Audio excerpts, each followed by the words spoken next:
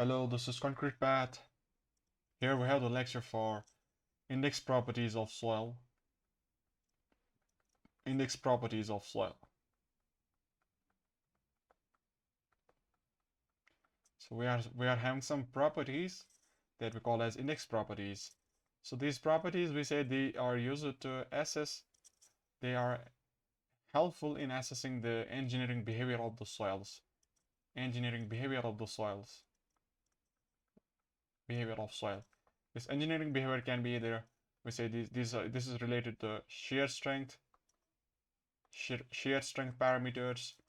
There might be swelling, shrinkage, load bearing capacity of the soil.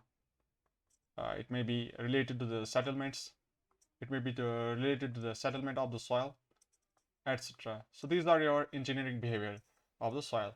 So if I know that index properties, so I can calculate the engineering behavior. I can guess the engineering behavior of the soil. And these are also used to classify the soils. They also help us to classify the soils. Now these index properties, they are different for different kinds of soils.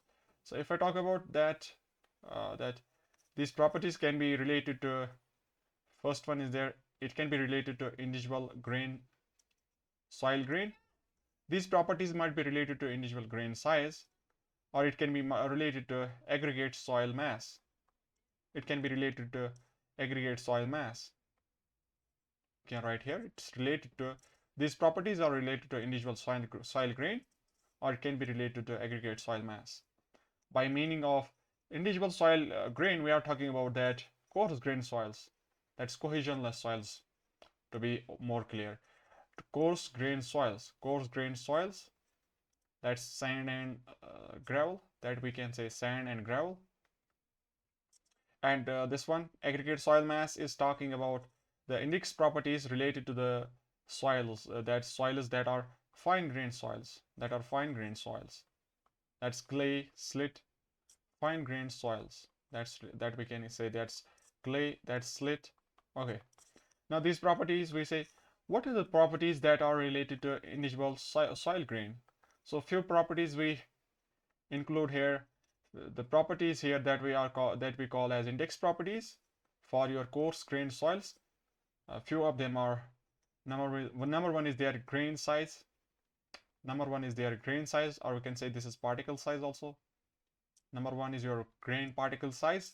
Second one, we say that there's one more, grain shape. There is grain shape. What is the shape of that particular particle? Grain shape. One more thing, and that's relative density. You know that, relative density? So this term we use here for the coarse grained soils. And if I talk about the index properties of fine grained soils, few of the properties we talk about, those are actually Atterberg's limits. These limits are, we have for the fine grained soil, and there's one more term that we call as consistency of the soil. These are the properties, these are the index properties of the soils, different kinds of soils. Now let's talk about the first one, that's grain shape. That's related to coarse grain soils. Grain shape. So first one, let's talk about the grain shape. So we say this is related to coarse grain soils. Okay, this is related to coarse grain soils, and we what you call as classify the soils. We classify the bulky grains, or we can say coarse grain soils. We classify the bulky or coarse particles or coarse soils by concept of what you call as, by the concept of that we call as sphericity. Sphericity S, that's actually dE by L. Let's talk about that. You have a particular coarse grained material, that's your particle, coarse grained, and we say that there is some length, it's having some length of L. Okay, and it might be having also some volume. Let's say that this is your particle, and it's having some length and some volume of V. This is the volume of that grain, V. It's having some total volume of V. Then we define one term, that if we have equivalent diameter, if we have an equivalent diameter, that is DE, if we have equivalent diameter of equivalent yeah, we can say this is diameter of equivalent spherical particle, diameter of equivalent spherical particle. So what we are doing, that we are saying that this is your particle, it can be of any shape. Now we are converting it into an equivalent spherical particle, this is your equivalent spherical particle of diameter dE, such that the total volume, such that the initial volume of that irregular particle, that we can equate with this pi by 4 that dE square, pi by 4 dE square. Yeah, what is the volume for that sphere? What is the volume for sphere actually? What is the volume for sphere? Is that 3 by 4 of, what is the volume for sphere? 4 by 3 pi r cube, is that equals to 4 by 3 pi r cube?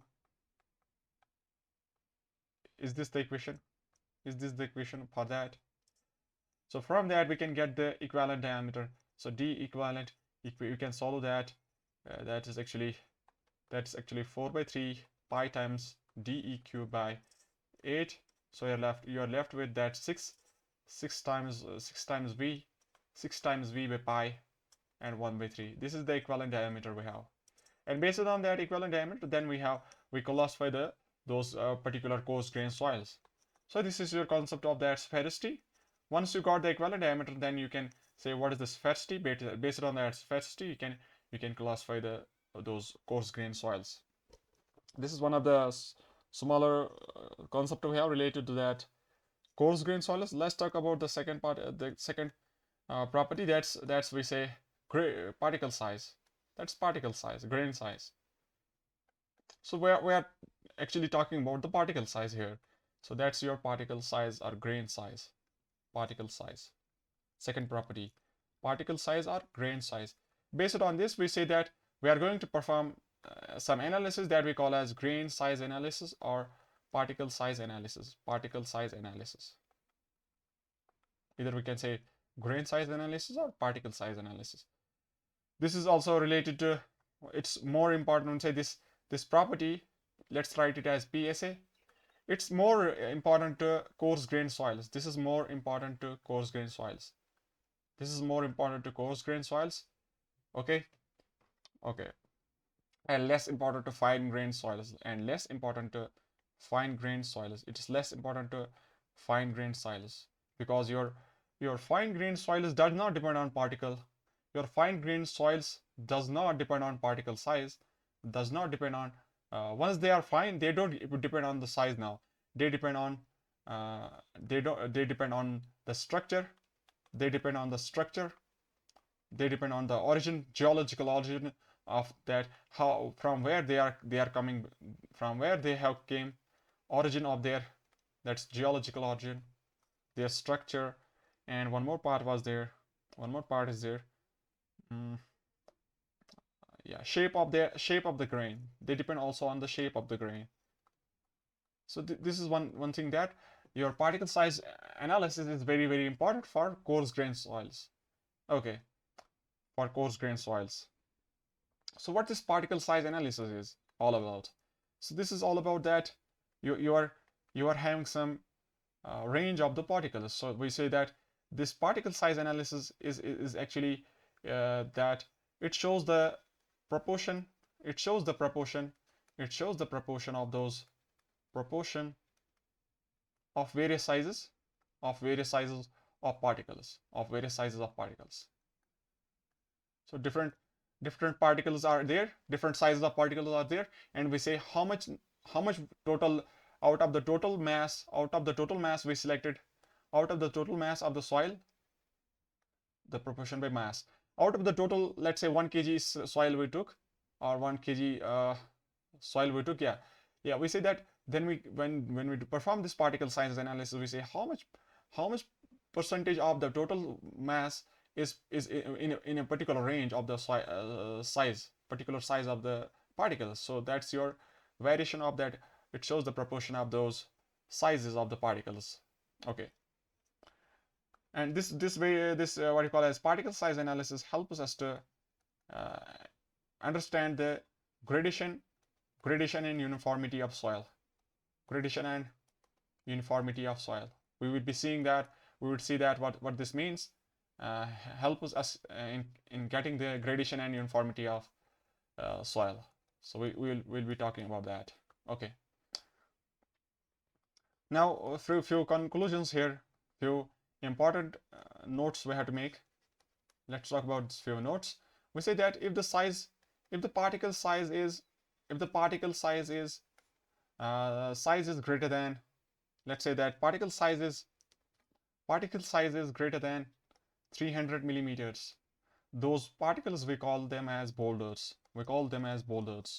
And if the particle size is within the range 800 to 300 millimeters, these kinds of particles we call them as cobbles. And these two we don't classify them as soils. These two are not classified as soils. These are not soils. Now our limit is there 80 millimeters. Now our third one is there that we call as gravel. So for that, your particle size is in the range 4.75 millimeters to 80 millimeters, gravels. After that, we have sand. That's fine aggregate actually. So sand, its range is in the, we say 75 micron to 4.75 millimeters. 75 micron, that's actually 75 into 10 power minus 3 millimeters. This is the 75 micron.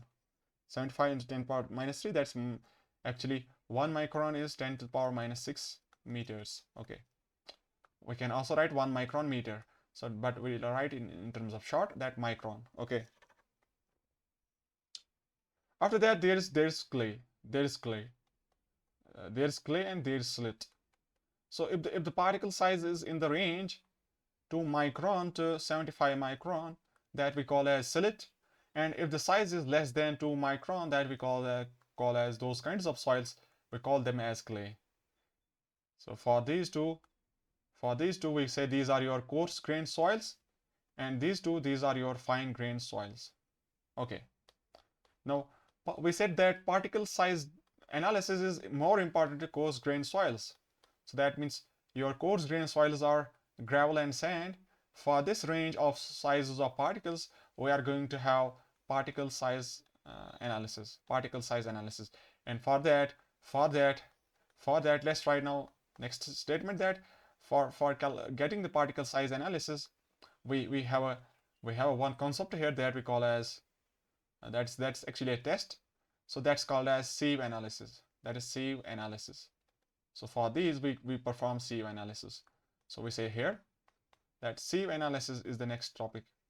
This is the next subtopic for your particle size analysis. Sieve analysis for coarse grained soils. Okay. After that, the fine grained soils, what we do for them? How to classify them? What to do with these fine grained soils? For them, we do sedimentation analysis. So this is the next part of this next subtopic. That is the sedimentation analysis for fine grained soils and sieve analysis for coarse grained soils. So let's talk about the sieve analysis for coarse grained soils. Now, if there is sieve analysis for coarse grained soils, so we should have some sieve sizes that if I talk about for gravels. For the gravels, we have the range 4.75 to 80 millimeters. So we should have those sieve sizes. So for these, we have those sieves that we have in the range. That is one of the sieve is 80 millimeters.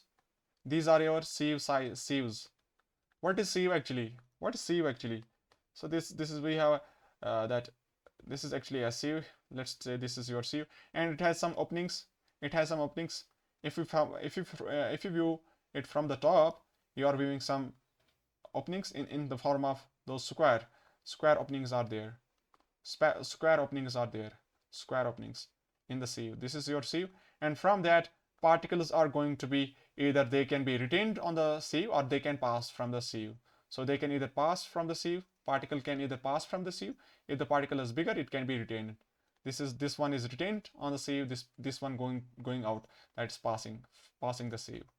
So this is your sieve. Okay, and it's having some size. That size here we call it as sieve size. Sieve size.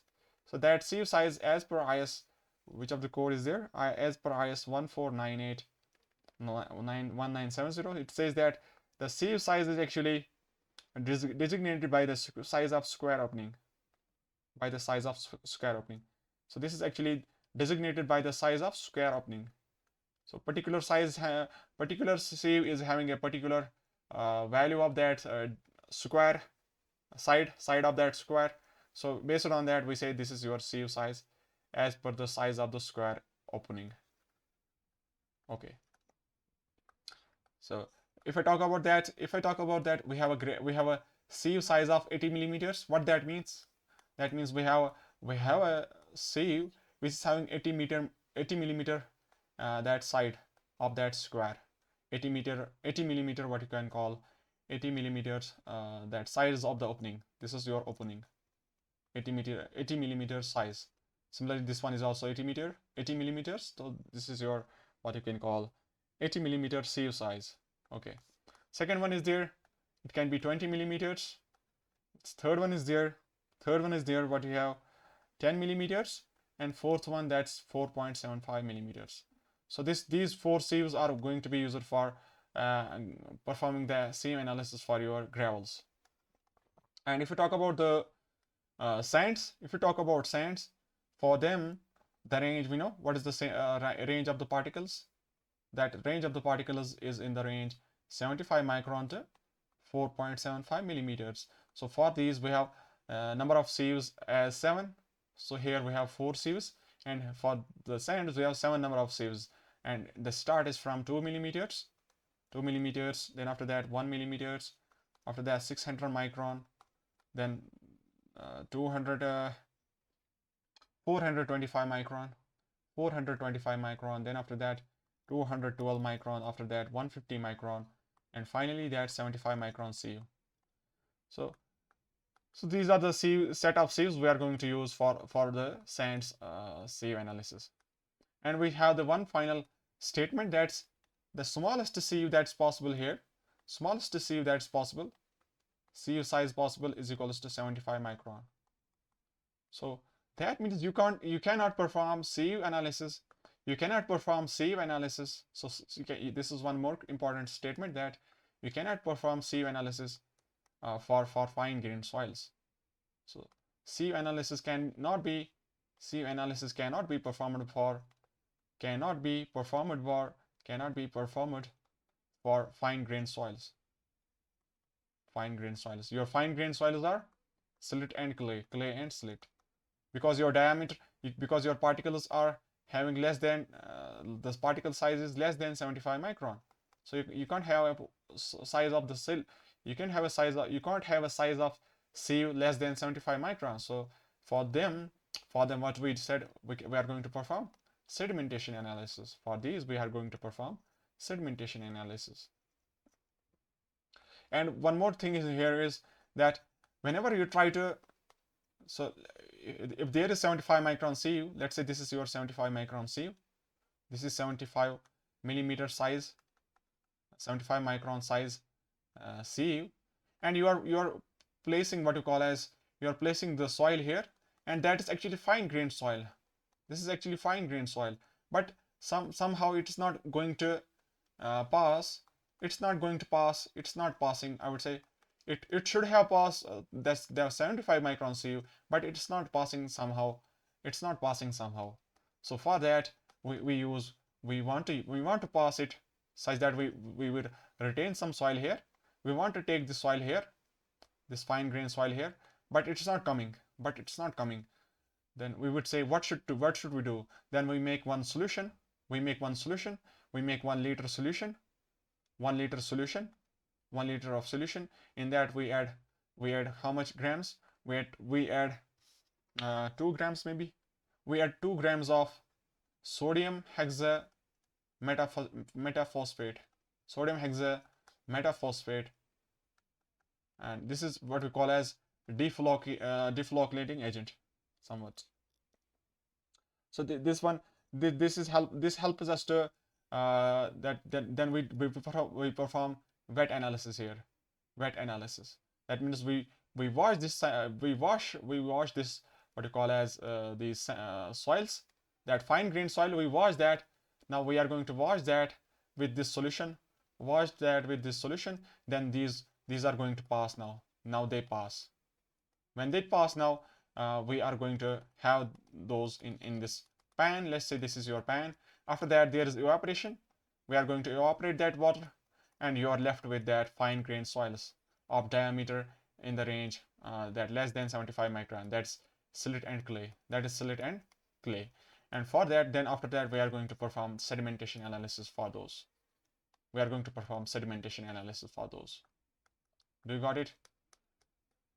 So actually the procedure is actually starting that you have a general soil, you have a general soil, you have a general soil, you have this what you call as 80 millimeter, you have this 80 millimeter what you call as size sieve, you have this 80 millimeter sieve, you are placing the soil here.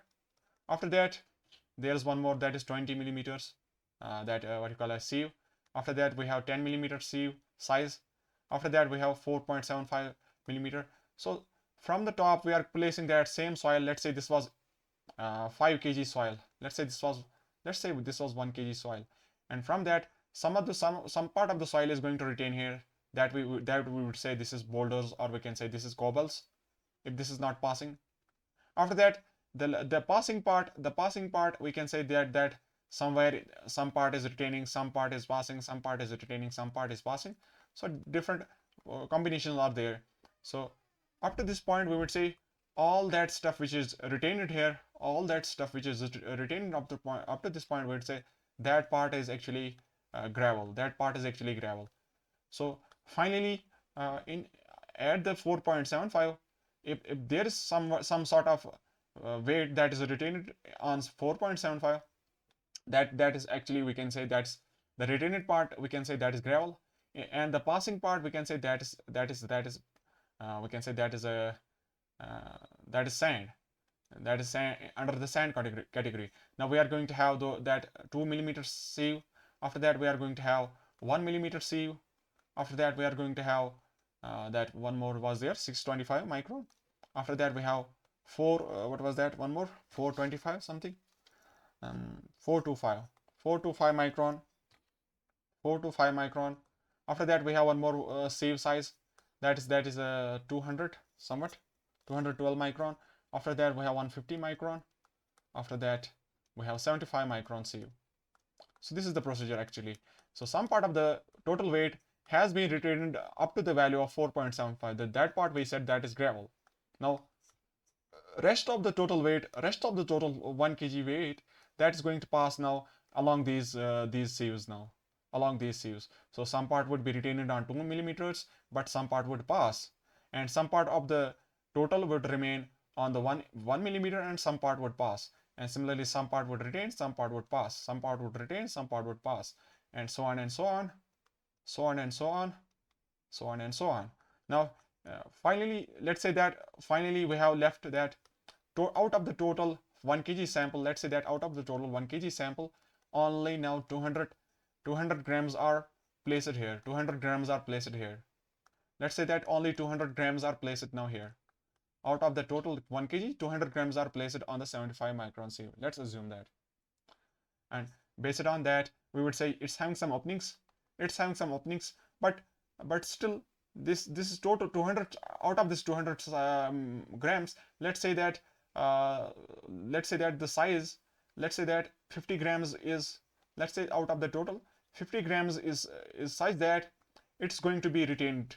50 grams is going to be retained on that size, because it's having some size in the range, 150 micron to 75 micron. So I would say 50 grams is going to be retained because it's having some size in the range 150 micron to 75 micron. But what about the 150 other 150 grams? So that 150 grams, that's not coming, that's not passing. Why? That's not passing. Some part, let's say some part is passing. Let's say some part is passing. I would say why 100 gram is not passing? Only 50 gram it has passed now. Let's say out of the total, only 50 gram is now passing. 50 gram has retained because it's in the range of 150 to 75. But what about this 100 gram? It's not passing. So because it's actually fine grained soil, this part, but it's not coming out. So for that, I have to add that solution. I have to make a solution of sodium hexametaphosphate, 2 grams in 1 liter of solution. Make 1 liter of solution such that this we are going to now wash that soil. So this 100 gram we are going to wash along with this 50 gram, along with this 50 gram and this 100 gram passing. That's not passing. So these two we are going to wash such that we are getting finally 150 grams of fine grained soils at the bottom. Finally, this is the final location. So this part is actually fine grained soil, that is clay and silt. That's clay and silt. And finally, for that part, we can't perform now CO analysis. So for this part, we are going to perform sedimentation analysis. Sedimentation analysis. So this is the procedure of that, all that stuff we have. I hope you are enjoying that. Okay. Okay. Now, what about the procedure for that? What is the procedure for that? What you have? The CO analysis. We have already talked about that. What is the procedure? So we would be having some weight. We would be having some total weight of the sample. We would be having some total weight of the sample. Okay. Let's say 1 kg was there, and some part is retained here, some part is passing, some part is retained, some part is passing, and on all the sizes of those sieves, some part is retained, some part of the total weight is going to retain, some part is going to pass, depending on the size of this those particles. And based on that, we can finally plot the data. We can have a graph. We can have a graph. So this particle size analysis is having a graph that we call as, this graph is called as PSDC. PSDC, that is called as particle size distribution curve. Particle size distribution curve. Finally, we have this graph of that total soil. So we represent the total soil in the form of a graph that is called as particle size distribution curve. Particle size distribution curve. Let's see that. We would say particular. Let's take any particular. Let's say that we have this 10 micron, 10 millimeter sieve. Let's talk about this 10 millimeter sieve. What is the percentage retained? What is the retained? What is one more thing we have to conclude here, that if this is 10 millimeter sieve, this is 10 millimeter sieve. Okay, that means if the size of the particle is 11 millimeters, if the size of the particle is 11 millimeters, that's going to be retained. That means if there is 11 millimeter size of the particle, that is going to be retained. And if the size of the particle is also 70 millimeters, that's also going to be retained on this sieve. Can we say that? That means all the size above this point, all the sizes above, all this weight above this sieve, that's all that would be also going to be retained on that particular sieve. Can we say that?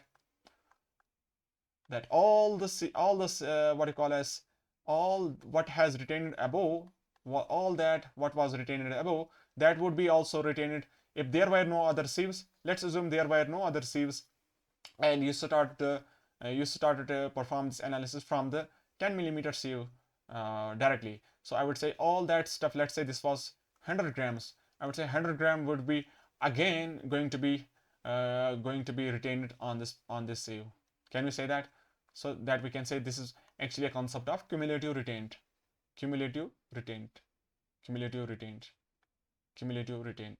This is the concept here, cumulative retained. Then how we perform this test? Let's go for that. We say you had that particular sieve size. Sieve size is there. Particular sieve size is there. Okay. Particular sieve size is there. Let's have a general typical results. Let's say that this was one of the results we got from the test. Let's say this is your typical results. We test performance from particle size analysis. Let's say this is your particle size analysis test. Now we want to draw particle size.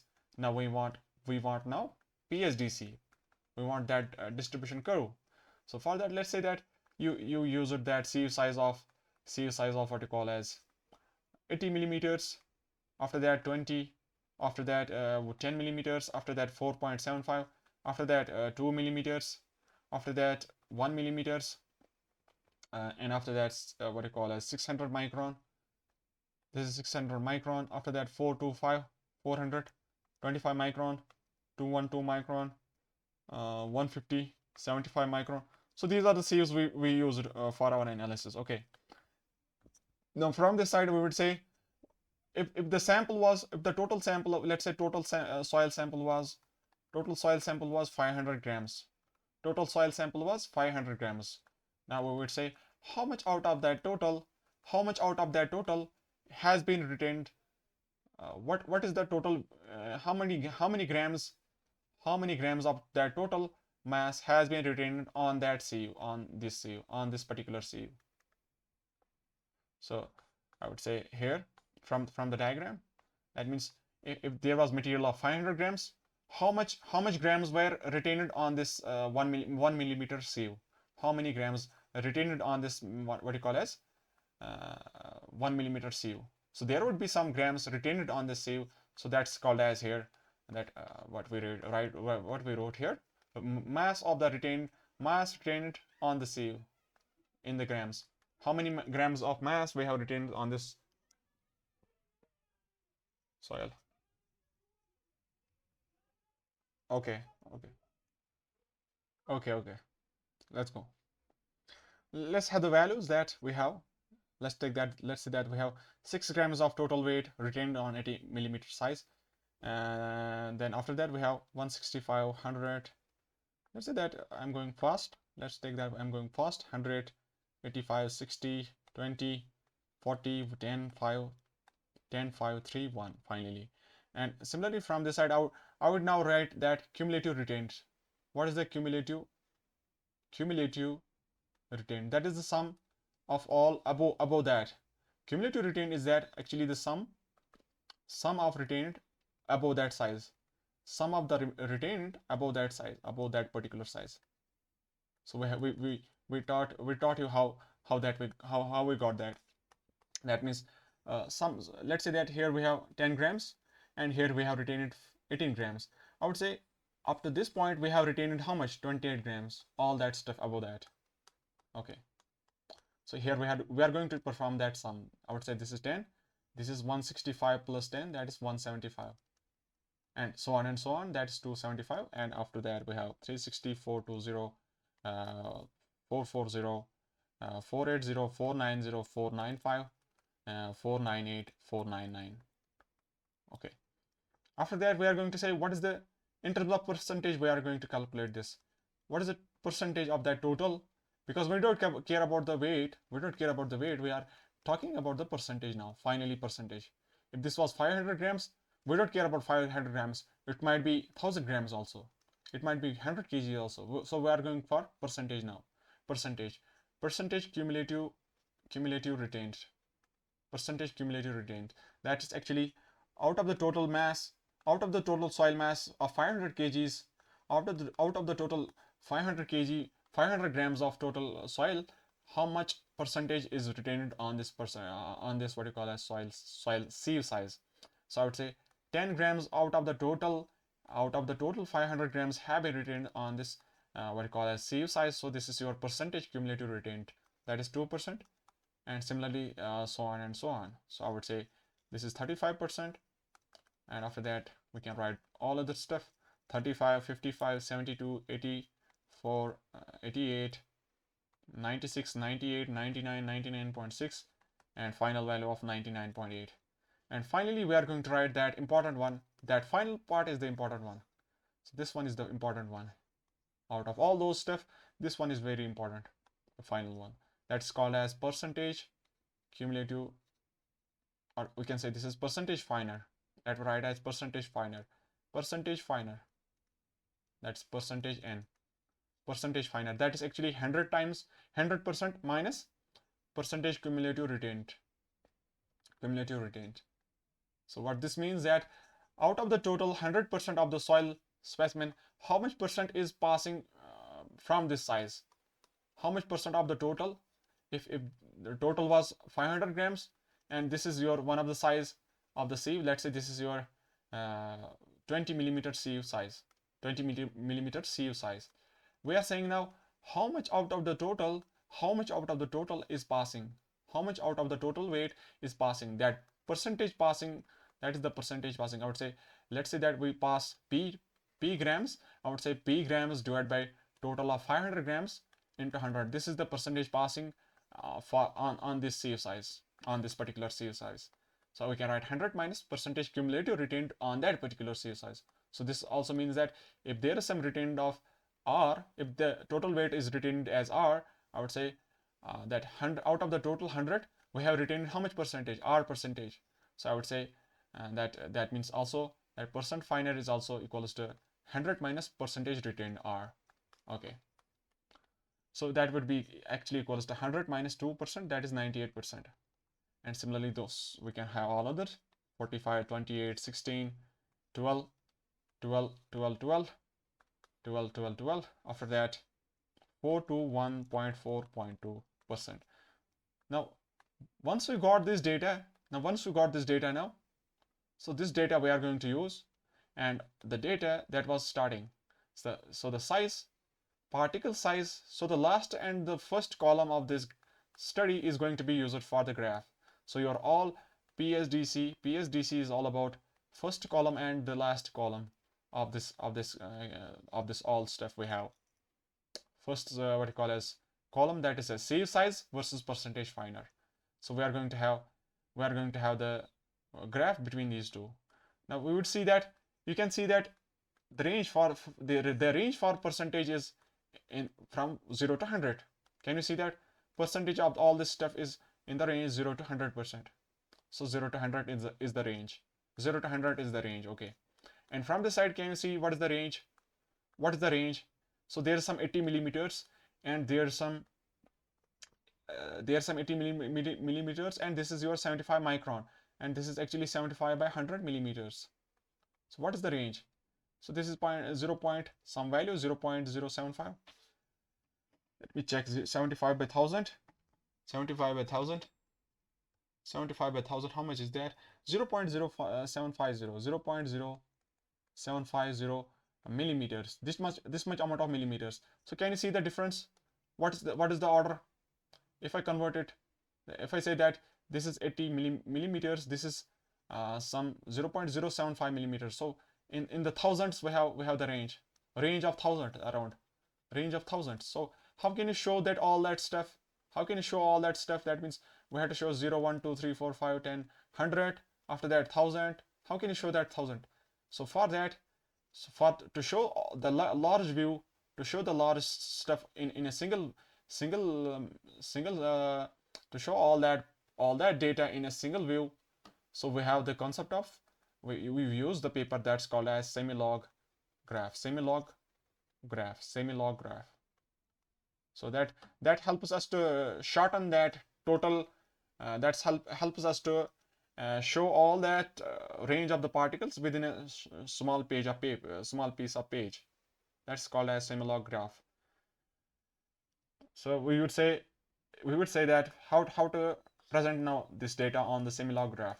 So we would say you have this y-axis, you have this x-axis. Let's make by a straight line.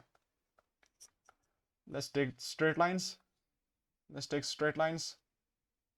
that straight lines. So we have the range here. Let's say this is one of the range. Let's make it a little bit thinner. Let's make it a little bit thinner.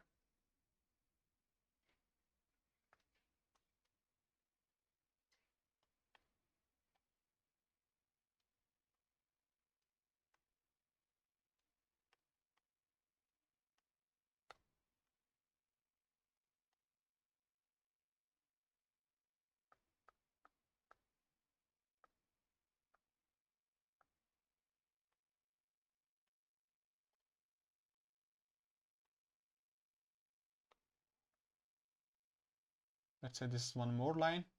This is one more reference line, and one more reference line. This is actually the exact data can be seen. Exact graph is for the semi-log graph that's available in the stores. But if I show it in a general way, that we have all the size of those particles we are showing in that horizontal line. So this is your log of size, log of size from this side, log of size from this side, and from the other side, we write that percentage finer.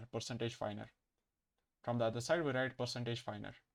So this is your percentage finer, percentage n or percentage finer. Let's say that 100% is their maximum possibility of fineness is that 100% particles can be finer than that particular size. So this is 100. After that we can have 90, we can have 80, we can have all others 70, 60, 50, 40, 30, 20, 10, 0, 10, 20, 30, 40, 50, 60. Okay, we got that. And from the side we are going for the log of the size. That means, and we are going to increase the size in this way. We're going to increase the size in this way. That means the bigger size of the sieve is here, and smaller size is here somewhere. If I write that 0.01 here, 0.01 millimeters, what was the value of 75 micron? So this was 0.0750. So this is actually greater than 0.01. So 0.0750 is somewhere here. We're going to have that here somewhere. And so this is actually a multiple of 10. So here we write 0.1, here we write 1, here we write 10, and here we write 100. That is, it has already converted those logs.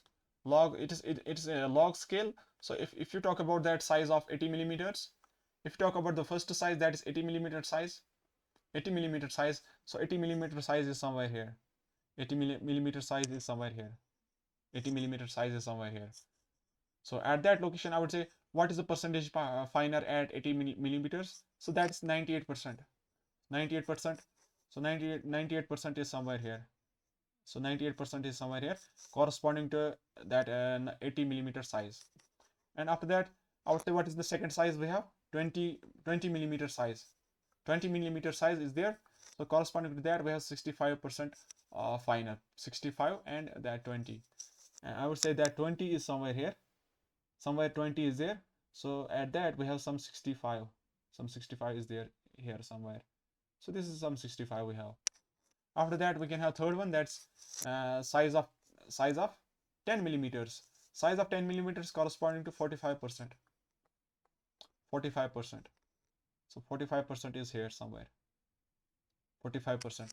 After that, we have one more. That is 4.75 millimeter of size. 4.75 millimeter of size, and there at that time we have 28% finer. 28% finer somewhere at the size of 4.75. So this is one. This is one. So 4.75 is somewhere here, and at that time we have how much percentage was there? 28%. 28% is here somewhere. 28%. Similarly, we can have all other. That's 2 millimeter. So 2 millimeter is somewhere here. This is 2 millimeter. At that time we have 16%. 16% is somewhere here. After that we have 12%. So this goes on in this way, somewhat in this way. So your curve that can be formed, we can have a general curve. So that's your curve that is getting formed. So this is one of the curve we got. This is the curve we got finally. This is the curve we got finally. This is the curve we got finally. Okay. And there is possibility that from the particle size analysis, you can have particle size distribution curves in some sort of what you call as, there are different possibilities what the curve is actually all about, how the curve is going to look now. Now there are different possibilities of that curve. If I write that particle size distribution curve types, this is the possibilities of those curves we can have.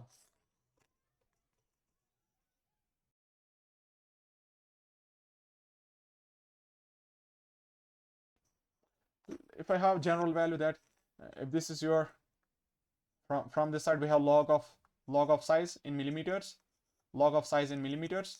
This is log of sieve size in millimeters. And from this side we have percentage finer, percentage n, percentage finer. And let's say that's 4.75 is somewhere here. Let's say this is 4.75 millimeters somewhere here. And we got one of the curve as, let's say we have got one of the curve as in this way. This is one of the curve we got. This is one of the curve we got. Yeah, I can show it more vertical. So this is one of the curve we got, and one more curve we got somewhere here. This we got one more curve. Let's say that this is, let's say this is curve C, this is curve B, and one more curve we got, one more curve we got, that's curve A. Curve A is somewhat in this fashion. Curve A is somewhat in this fashion. This is curve A, and one more curve we got, that is A. Curve E. This is curve E. This is E, and one more curve is there, that is called as D. That's called as D. That's called as D. Let's say that D is somewhat in this fashion. So this is our D. Okay. So we would say what these represent, what these curves represent. Okay. I would say what this curve A is actually. So this curve A, the curve A, we call this as well-graded soil. Well-graded soil. So this curve represents the range of those particles in all those range of the particles in percentage fine with respect to percentage finer. Well-graded soil we call that as. It means that well-graded soil means that you have a large range of particles in that soil, or a large range of particles, in the soil. That means you have all types of sizes present in the soil. That means all types of soils, all types of soils, all sizes present, all sizes are present in the soil. All sizes are present in the soil. That means you have in a particular size you have 75 micron also, you have 2 millimeter also, you have 10 millimeter also, so you have for 600 micron also, you have 20 micron also, sorry, you have what you call as 100 micron also. Different ranges of particles are there, and all are there present. That means the curve is continuous. If the curve is continuous in all those what you call as all those sizes, so that means it's having some percentage in all those sizes. So this is well-graded soil. Well-graded soil. Let's talk about that. Let's talk about A and E. So E is also similar to that of A. So if I say what is A and E, we call them as finally similarly graded. Similarly graded. As you can see, the slope is also kind of same. So and they are both well graded, so we call them as similarly graded soils. And after that we can say what's B and C. What is B? What is B? So let's talk about what's called as B. What is the curve B we got? So curve B is actually, it's we call this as uniformly, or we also call it as poorly graded soil. Poorly graded soil. But this soil is actually coarse grained, because the size is, in this size we have size greater, we have size more, size is increasing in the side. So and from this side size is decreasing, we can write here 0.01 millimeters, and from this side we can write 100 millimeters. So actually I would say this curve B represents that your soil is poorly graded or uniformly graded, but this soil is actually coarse grained. So this is coarse grained soil. And similarly that C is also poorly graded. C is also poorly or uniformly graded, but the thing is that it is fine grained soil. Because the size is in the range 4.75 to some microns, in the range of microns. What this means poorly, what the poorly means here, what the uniformly means.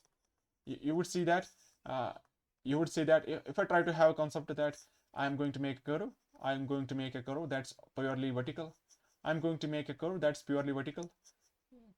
What this means, if there is percentage of 80 here and there is percentage of 40 here, and the size here is what you call as, let's say this is your size of 5 millimeters. Let's say this size is 5 millimeters. What this means?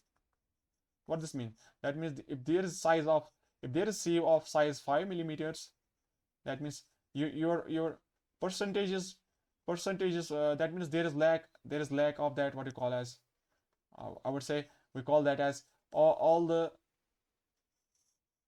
that means we have a soil that is predominant in one of the size,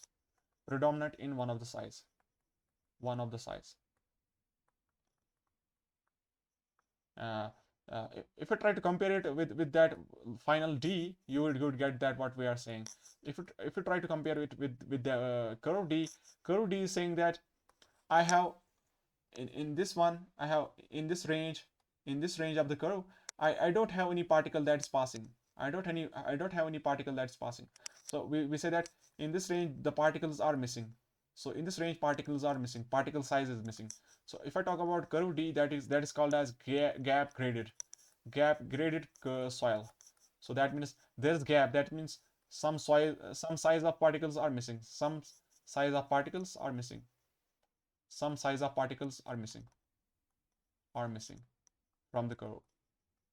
That means you got some particles in the range 4.75 millimeters to some value of 20 millimeters, but you don't have any particle in the range that 4.75 to let's say that 600 micron. You don't have any particle here somewhere, but you have some particles in this range, and you don't have any particle in this range, but here after that few more particles in the range that 600 micron to 75 micron.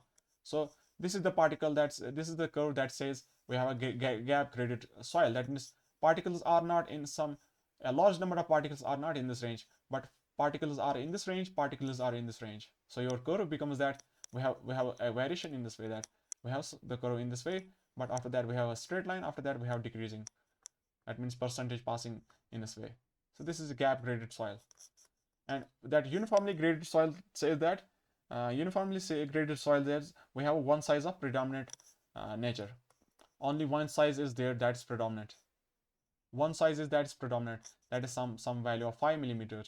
That means we have a size of 5 millimeter in the total soil sample. We have one of the size of particles as 5 millimeters that are in a predominant number. That are in a predominant number. So one of the size is predominant. That's called as gap. Yeah, that's called as poorly or uniformly graded soil.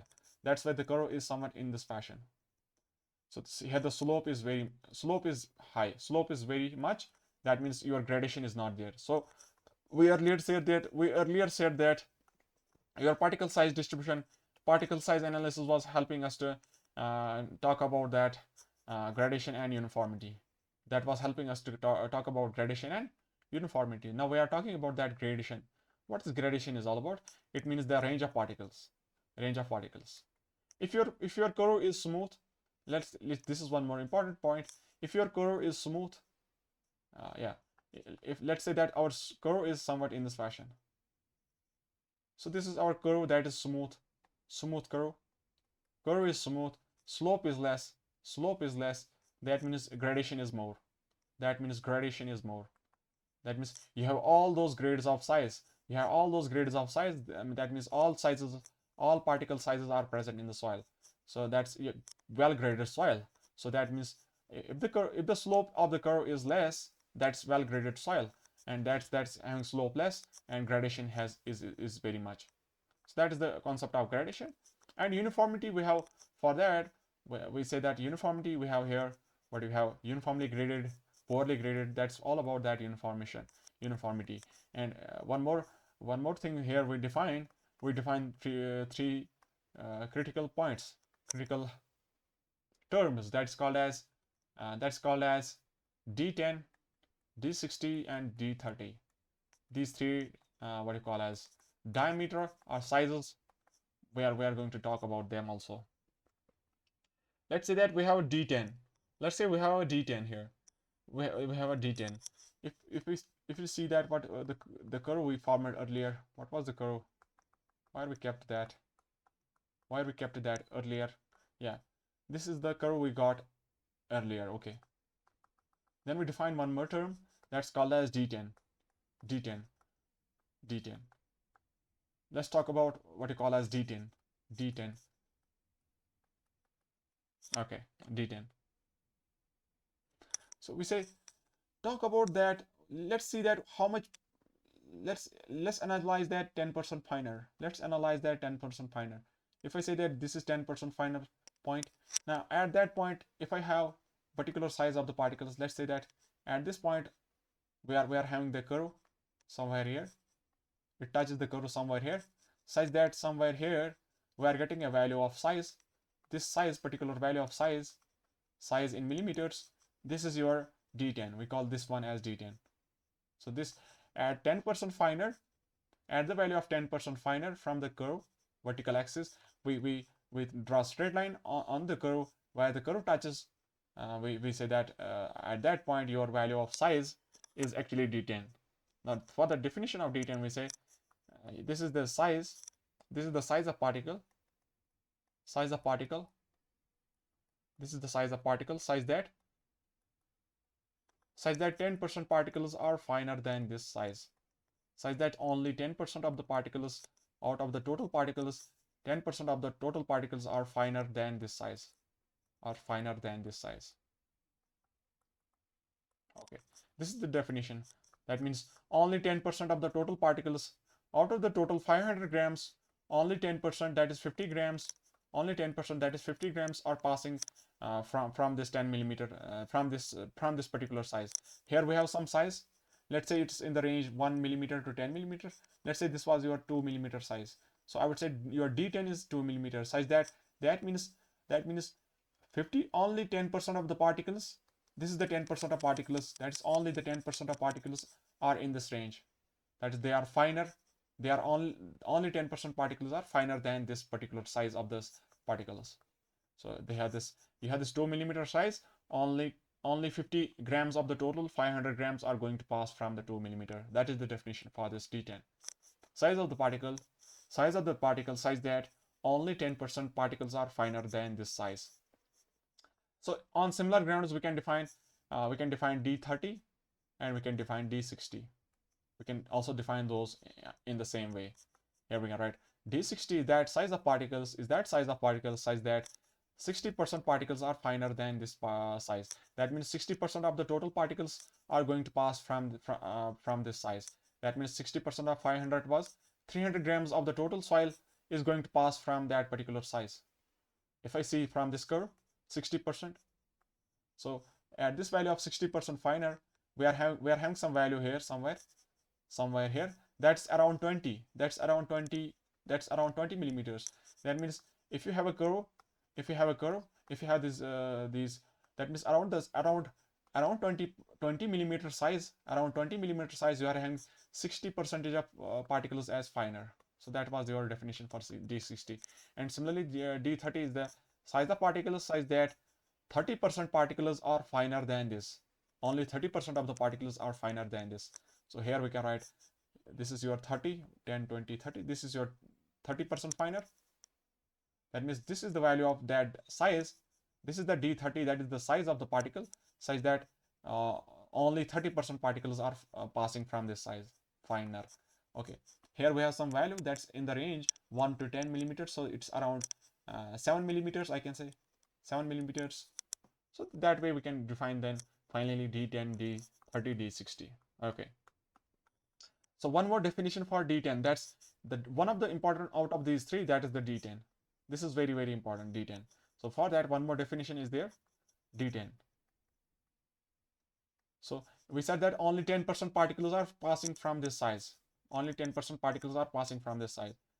So we have that. This is that effective size of particles. This is one more important statement. This is that effective size of particles. Effective size of the particles. That is the size.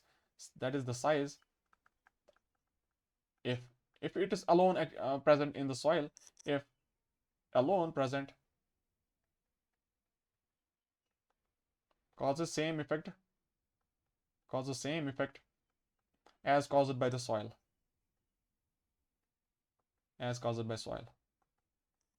So when we are going to study seepage and all those important concepts, so you would understand what this statement is actually telling us. So its application is all about that. When you design dams, embankments, filters, filters, etc. We say that there is space, there is flow of water through the soil below the dam. You don't know, you might be thinking that your dam is safe, but your water is flowing from the below the soil because of that seepage. And there is concept of this D10. It's saying that if you want to design that filters are somewhat in this way. So we have those grains placed in decreasing order. So in the design of that I want flow of that water to happen. I want flow of the water to happen. But if the size is blocked, if the small size is getting blocked because of some soil is entering from here, if the soil is entering, the soil is having less size. Let's say the size is less than D10.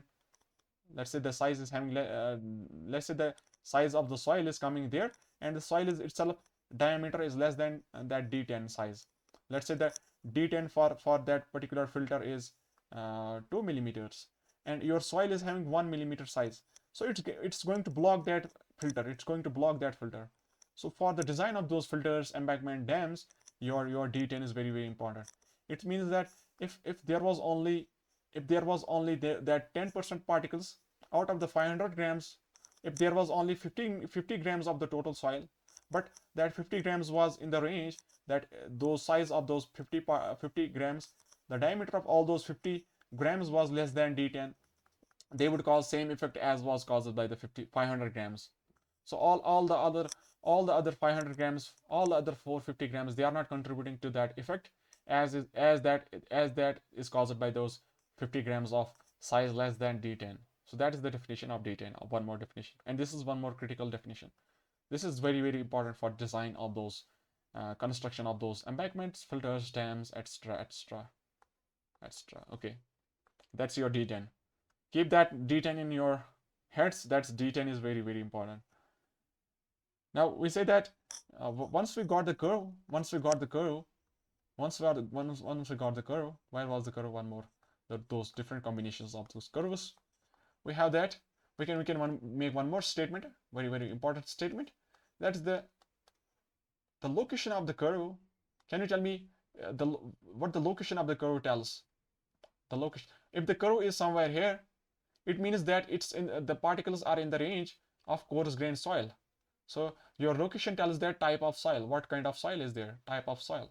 So location of the curve, particle size distribution curve tells us the type of soil. So because we saw here B and C, if you compare B and C, the curves are same. The curves are of same nature, but one of the curve is below the size of 4.75 and one is above the 4.75. So we said one of the soil is coarse grain and one of the soil is fine grain, because that the location of the curve tells us that what is the type of soil. So this is a very important statement. Okay, one more statement is there, that what is the shape of the curve? What is the shape of the curve? If the curve is vertical, what this means? It means one of the size is predominant. That means almost all the sizes, almost all the 500 grams or all are of same size, that is 100, that is 10 millimeter, let's say. That means all the particles are of same size. That is uniformly graded or poorly graded. And similarly we have gap graded. So your shape of the curve determines the gradation. We can write shape of the curve tells us what is the gradation of the soil. So these two very, very important. You have to note these two very, very important. Okay, now we can define now few terms that we call as, we can define those few terms. We wrote what? We wrote D10. Let's try that. We wrote D10. We wrote D30. Let's remove all that. Let's try to get this in this way. Let's say that we write D10, we write D30, and we wrote one more thing, D60. Now these three we are going to use, and to define few more terms. For that we are going to use these two. So one of the term that we call as coefficient of uniformity.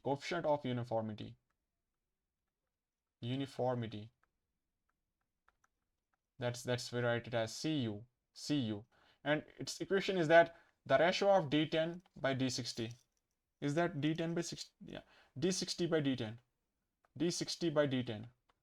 that is the ratio of Cu, and the ratio, and the one more is there, that is cc. We write that cc, that is d30 square by d10 into d60. So the value of cc is actually coefficient of curvature, coefficient of curvature, coefficient of curvature, curvature, coefficient of curvature. cc is the coefficient of curvature, and cu is the coefficient of uniformity. Both the two are unitless. We can have both the two as unitlets. Now we are going to have what they are talking about. So these would be having some value. So you can say these are unitless, and they would be having some values. If I talk about that coefficient of uniformity, coefficient of uniformity, if I say that the value, if I say that the value of cu, if the value of cu, if the value of cu is actually 1, this means that your d60 by d10 is actually 1. Can we say that? So what that means, if we have a general curve, that means d60 and d10, that means there is particular size at that location. That means at this size of d60, this is your d60 actually. d60 should be from this side. So if this is percentage finer, and this is 60 value, here we have 10%, and I would say that d10 is, this is your d10.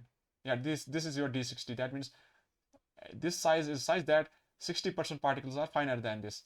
And if I talk about d10, d10 should be also same. So for that I have to draw a curve such that d10 is also same. So from this I would say your curve should be somewhat in this way. This is some curve we can have. So some variation might be, deviation may be there. We can have a straight line also, but to understand that we're showing in this way. If the value of d60 by d10 is such that, that means at this diameter 60% particles are passing, and at this diameter 10% particles are passing. That means your curve that has formed the shape of the curve. Can we see that? What is the shape? It's a straight line, vertical. So this tells about the gradation.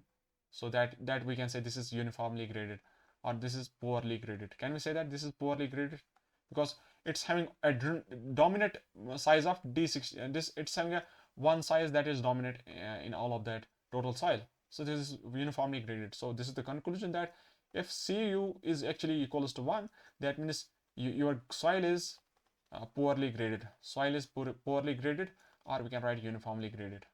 Uniformly graded. Uniformly or poorly graded. Okay. Okay. Okay. One more thing is there, that if I want that my soil should be, if I want my soil should be sand, for that we say that the value of Cu should be greater than 6. The value of Cu should be greater than 6. That means d60 should be 6. It should be greater than d10. Almost it should be 6 times greater than d10. If the value of d10 is around, let's say that d10 is around let's say that d10 is around 600 micron. Let's assume that d10 is 600 micron. That means I have to multiply this one. So your d60 should be around, it should be greater than that 3600 micron. That is we can write 3.6 millimeter. Is it? If I write 6 into 600 micron, that means how much?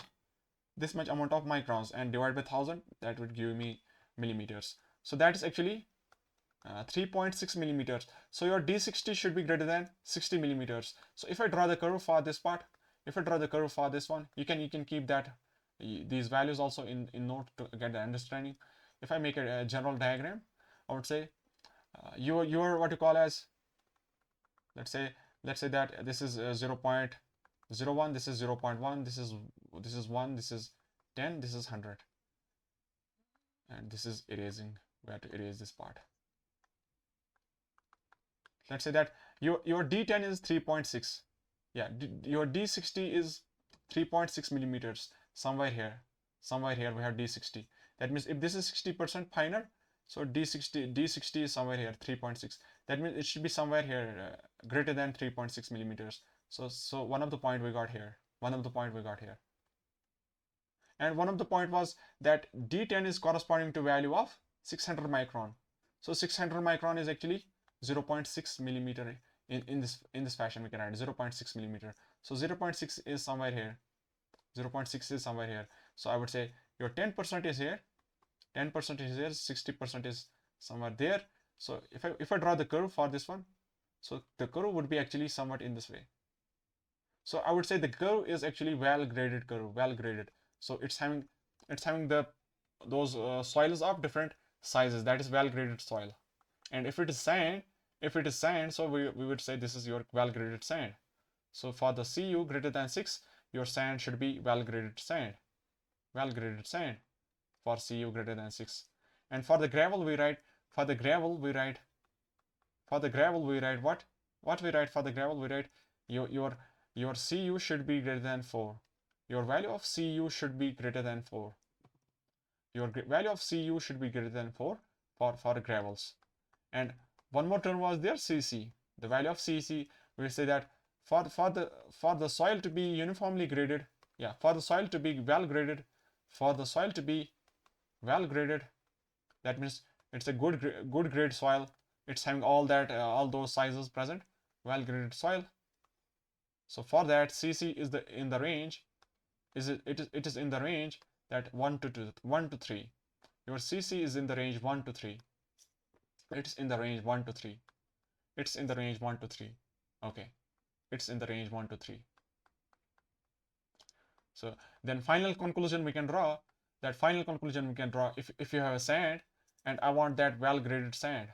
For the well graded sand, I can say your Cu should be greater than 6 and Cc should be in the range 1 to 3. And for gravel to be well graded, I would say your Cu should be greater than 4, Cc should be in the range 1 to 3. So these two statements we can have for any exams, etc. Okay. Now we can take one more problem to get one more concept, that to talk about one more. Let's say that we have a soil. Let's say that we have a soil here. We have performed CU analysis. Okay, CU analysis we have performed, and we got the data for mass of soil. Soil was having a mass of total 900 grams. We need to draw particle size distribution curve, PSDC, and we need to get Cu value, Cc value. Okay, these data we need to get, and we can have the problem itself. Let's take the problem to start with. We have Indian standard Cu size, that is 20 millimeters. After that 10. After that 4.75, 2, 1, 0.6, 4 to 5 micron. This is actually 600 micron. We can write this is also 600 micron, or we can write 0.6 millimeters. And this is 425, 212, 15075. After that we have pan. After that we have pan. That means finally there was 75 micron. After that we don't want any other test to perform. We are collecting all that data in the pan itself. All that's passing from the 75, we are keeping that in the pan. Okay, that might be useful for sedimentation analysis for fine grained soil. So once we got this, and one more data is given to you, that how much mass was retained, grams, how much total mass was retained on these particular sieves. So we have that data also given to you, that is 35 grams, 40, 80, 150, 150 again, 140, 115, 55, 35, 25, and on the pan we have how much we have retained on the pan, 75. Okay, then we can solve it further. Now our solution would be start from the white color. So I would say you can either start with percentage mass retained, or you can say what is the cumulative mass retained. After that you can do percentage. Let us do directly that. I would say what is the percentage mass retained.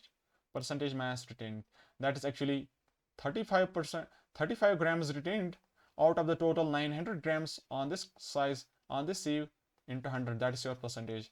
So this is 3.89, and similarly we can have all other 4.44, 8.89, 16.67, again because we have two same sizes, so we can have same value. 16.67, 15.56, 12.78, 6.11, 3.89.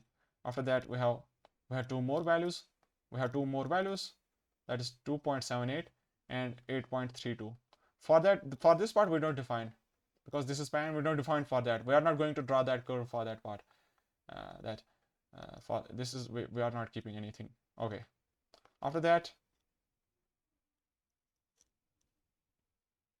is it maybe it might be shown, it might be having this value 8.32. Can you check the value? 75 divided by 9, that's 8.33. Yeah, this value is for the pan. This is the value for the pan. So this is 8.33 is for the pan. 8.32 is for the pan. Okay, this is for the pan, this percentage. After that we are going to get that percentage cumulative retained. That's actually sum of all those. So this is 3.89.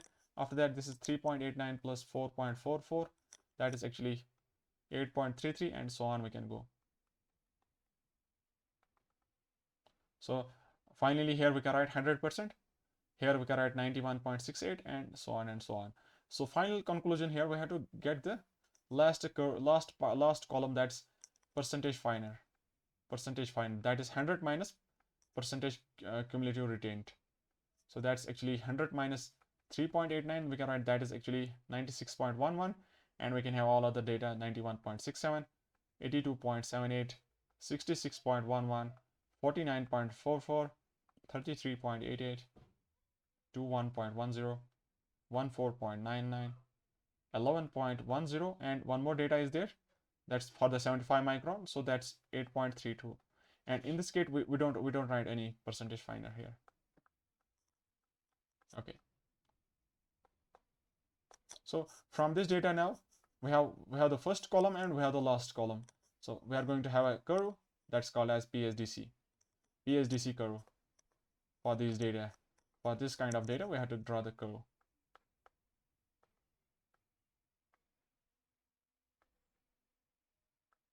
If I have that general we have to keep the size in the log of that particular size of the sieve in millimeters. If I say that this is 0.01 millimeter, and here somewhere we have 1 millimeter, we have 0.1, yeah, we have 0.1. After that we have 1, we have 10 is somewhere here, and this is, let's say this is 100, this is 100 millimeter. And from the other side we can have percentage finer, this is what you call as 100. After that we can have 90, 80, 70, 60, 50, 40, 30, 20, 10, 0. This is 10, this is 20, 30, 40, 50, 60, 70, 80, 90. Okay. Now from this data we can plot the few points. Let's say that on 20 millimeter sieve is there, and what is the percentage? That is 96.11. So 96.11 is somewhere here, 96.11, and size here is 20. So on 20 millimeter size we have 96.11, so somewhere here, one of the point we got. After that we have 91.67 on 10 millimeter, 91.67 on 10 millimeter. So this is one more point, 10 millimeter size, and we have 91.67. So somewhere here, 91.67. After that we have 4.75 millimeter size, 4.75. So 4.75 is somewhere here, and the percentage is at that time is 82.78. So here somewhere 82.78. After that we have 2 millimeter size, so 2 millimeter size is somewhere here, 2 millimeter size. So we have 66.11. 66.11 is somewhere here, 66.11 is somewhere here. After that we have 49.44, 49.44 is somewhere here, and the value would be somewhere here. And similarly we can get all other points. Let's say that we are going for the last one, that is 75 micron, and the value is 8.32. 8.32% on the value of 75 micron, that's also equals to 0.075 millimeter. 0.075 millimeter. So somewhere here, this is 0.075 millimeter. Here the percentage was how much? 8.32. 8.32 is somewhere here. So this is the last point we got. Let's say that we got it in this way. We have these points now in this way. Let's assume that we have these points in this way. So we can draw the curve. We can draw the curve now. So we would say this is our curve. This is our final curve. Okay. Now we need to define now the value of Cu and the value of Cc. For that, we have to define what is the value of that particular diameter such that 60% particles are finer than that. D60, D10, and here we have to write D30 square, D10, D60. So we need to get those values from the curve itself. So that values can be accurately calculated if you have that log paper and if you carefully plot those points. If I have a general perspective that D60 value can be calculated from this graph, that if you have this D60, so I would say this is your percentage 60%. At that point, I have a size there that is almost equals to 1. Maybe the problem might have the solution. Maybe.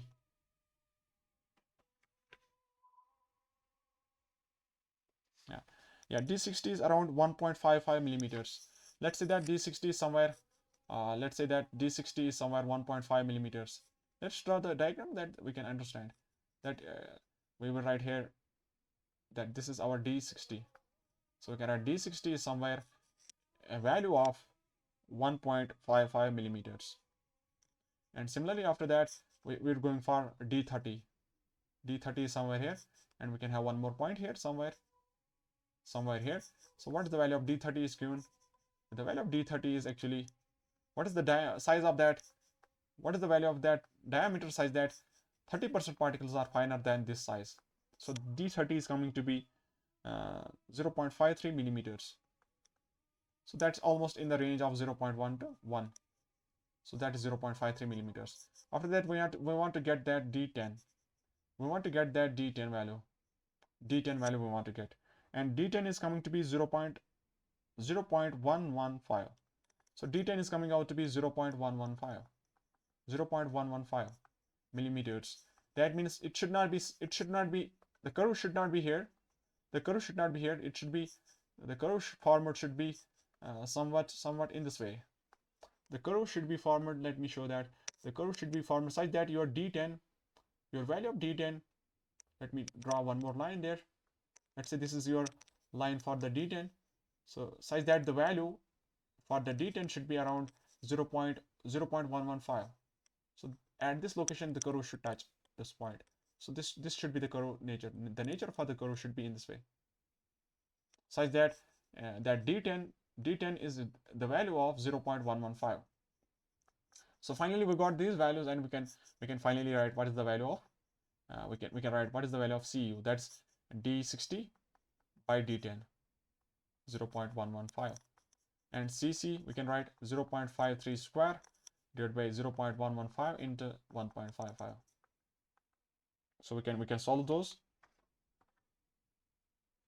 You can calculate those what the value is coming. Let me check one of the value, 1.55 divided by 1.115. So this is coming that greater than, that is almost 13.47. And this one Cc, what is the value of Cc? 0.53 square divided by 0.115 into 1.55. That is 1.57. So this, I would say, this is talking about the soil that's actually well-graded soil, well-graded sand. We can talk about that. I would say this is well-graded sand. Well-graded sand. We can have a general perspective that your Cu is greater than 6, and Cc is in the range. Cc in the range that 1 point what you call as it's in the range 1 to 3. So our value was 1.5. So we can say whether there is a possibility that this could be well-graded. It could be well-graded sand. It can be also well-graded gravel. Because for the gravel also your Cu should be greater than 4, but we don't know that also. So we can have a general perspective that it might be sand. If you see that diameter of the particles also, you started from 20 millimeter, you started from 20 millimeter, you started from 20 millimeter what you call as sieve. So it might be somewhat a sand. This is possibility of the sand. I would say there is possibility of that sand. So I would say this is a this might be corresponding to well graded sand. Can we say that this might be corresponding to well graded sand? I think so. I think so. Okay, let's go for one more topic here. We have we completed that? Yeah, we have completed that, all that stuff that was sieve analysis. So what where from this has came? So our topic was that we talked about that index properties, and we said that index properties either are a function of individual grain size, or it is a function of aggregate soil mass. So aggregate soil mass is talking about that fine grain soils, and this is talking about coarse grain soils. And from the coarse grain soils we have those properties, index properties, as grain shape. Yeah, we can say grain shape or grain size. Was that grain size? I think. Yeah, that's also called as particle size. Particle size. One more there was grain shape. From that we got that concept of sphericity. Okay, now we said that we are going to perform that particle size analysis or grain size analysis for the coarse grain soils. Finally, our last sieve, that was 75 micron, and we say that some of the particles might that are even lesser, the particles are even lesser than 75 micron, but still they are not passing. For that we have to add that solution size that they are passing, and we are now going to collect that fine grain soils. And for the fine grain soils we are going to perform now second method of that analysis, that is called as sedimentation analysis. So their sedimentation analysis is for fine grain soils, for the fine grain soils. Sedimentation analysis. This is not this is not in the concept in the that syllabus for GATE ESE. So we are going to restrict a little bit, and we can have a little bit concept here. We can have a little bit concept out here. Okay. So we say that this is performed for fine grain soils. That means the soil should be having the size less than 75 micron. So we then we are performing it either by pipette method, or we can also have hydrometer method. So these are the two methods we can have for this one, what you call as sedimentation analysis. So there we have a solution. We make a solution of that soil. We apply that water plus that soil, make a solution, suspension. That is some sort of suspension. Okay, some sort of suspension is there, and we say that your what you call as particles are going to settle by some settling velocity, and that is proportional to the diameter. So as per the diameter of those particles, we are saying that the settling would be happening there. And we have for that we have the concept of what you call as Stokes law. It says that if there is infinite medium of that, but actually it's a limited jar, it's a limited glass jar of 1 liter capacity. So but still we say that if the Stokes law is valid, we assume that the medium, there is medium, infinite medium, there is there infinite liquid medium. We say that if we assume that the soil particle is a spherical particle, we assume that that is fine grained soil particle is a spherical particle, but actually it is not a spherical particle. That's a kind of plate like particle, needle like plate particle. That's not a spherical particle, but we assume that if there was spherical particle and it is going to fall in an infinite liquid medium without any interference, that means it should not collide with other particles also. It should not collide with other particles, interference, and there should be no effect of the glass also, that wall.